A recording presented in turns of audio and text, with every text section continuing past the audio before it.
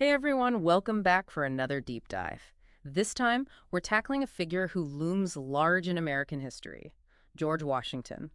We all know the image, the legend, but we're here to dig a little deeper, go beyond the surface, and try to understand the man behind the monument. It's a fascinating journey, really. Washington's life is often shrouded in myth, but when you start peeling back the layers, a much more complex and frankly more human figure emerges. Exactly, and that's what I'm excited about, separating fact from fiction.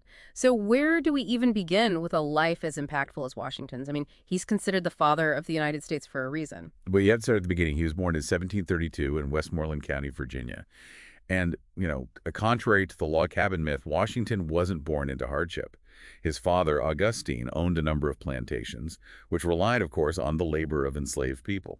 That's a part of his story that's often glossed over. Right, but it's absolutely crucial to understanding Washington's own complex relationship with slavery later in life. Absolutely. It's a heavy legacy, that's for sure. But Augustine's influence went beyond just the plantations, didn't it? He was involved in the militia as well, right? Exactly.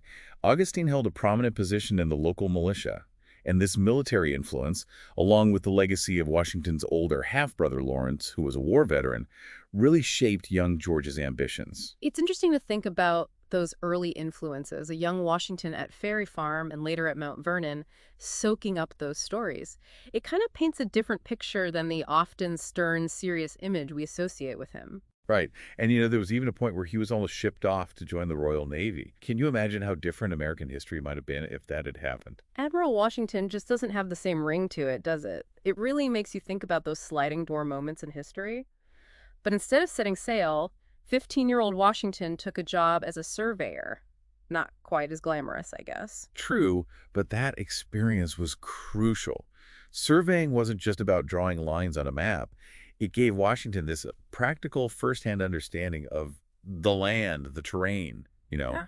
And these skills would become absolutely essential later on, especially during the French and Indian War. That's where those surveying skills were really put to the test. Speaking of tests, I read that he had two horses shot out from under him during the Braddock expedition.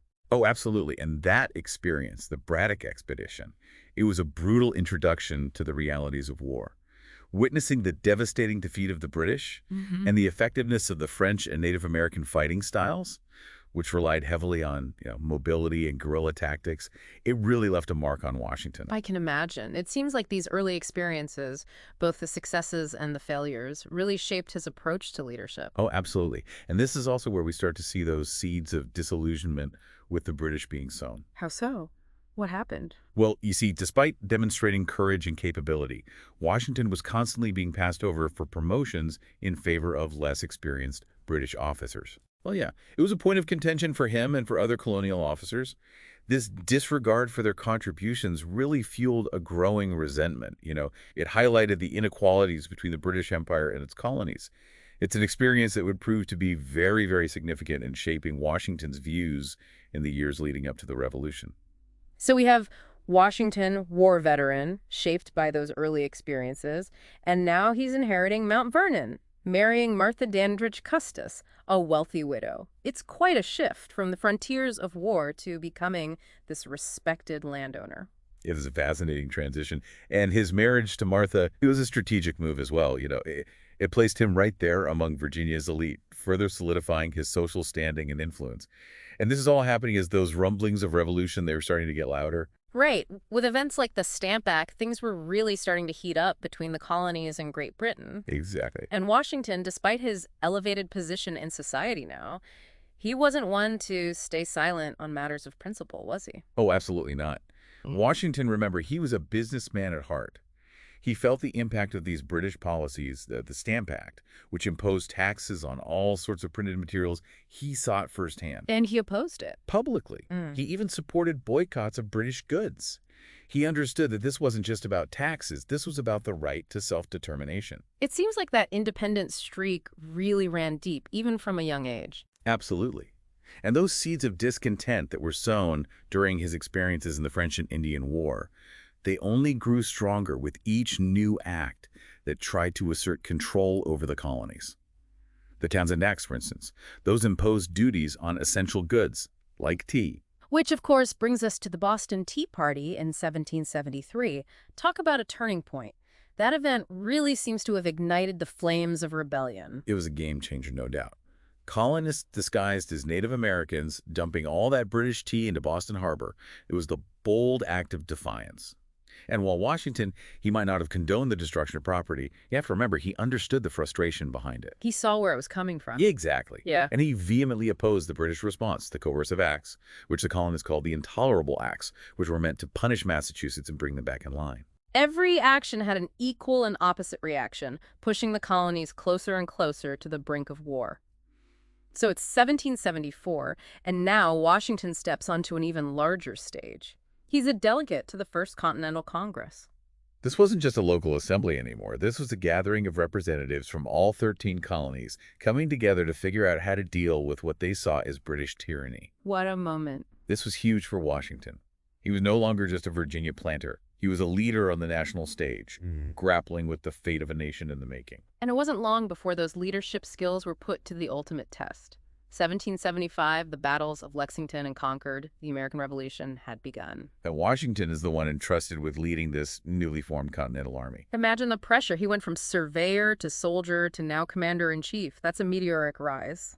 It's a testament to his character, wouldn't you say? Absolutely. But even with all that experience, he wasn't exactly a military prodigy, was he?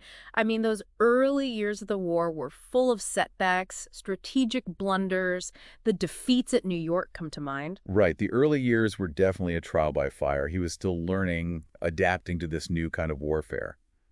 But it was during those tough times that Washington's true strength, his resilience, that really shone through.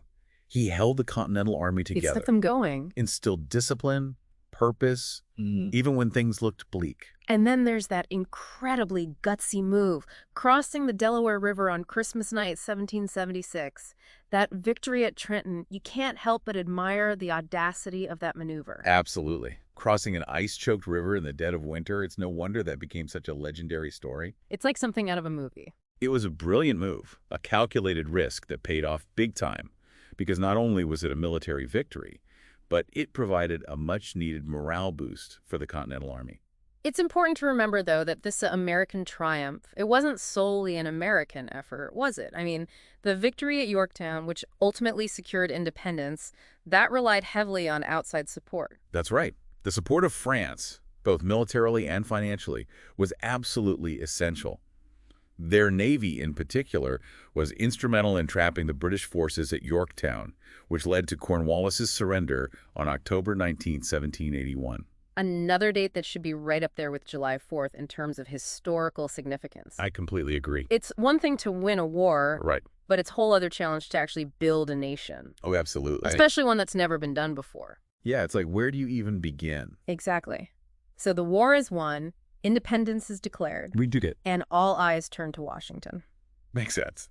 But this time, not as a general, Right. as the first president of the United States. I mean, talk about pressure. Right. Can you It's the- imagine? I can't even imagine. And it wasn't an easy transition, was it? I mean, they were basically writing the rule book as they went along. Yeah, it was a completely new experiment. Exactly. This idea of a government based on democracy, self-governance, it had never been done on this scale before. And the Constitution, while a remarkable achievement, it was really just a framework. Right, a blueprint. It outlined the structure of the government, but a lot of the details, the day-to-day stuff. The how-to. They Exactly. had to figure it out as they went along. And Washington was right in the thick of it. Yeah, leading the way.